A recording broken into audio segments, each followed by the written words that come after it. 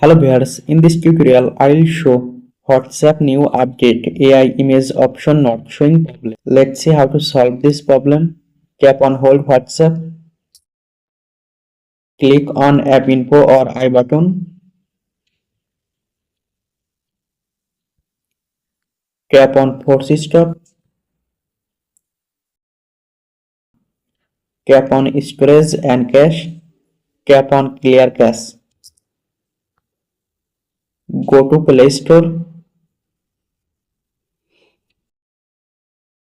click on search bar, search WhatsApp.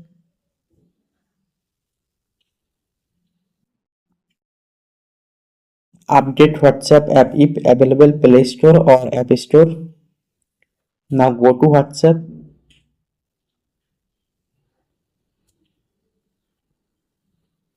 Now AI image option showing. Thanks for watching. Don't forget like and subscribe.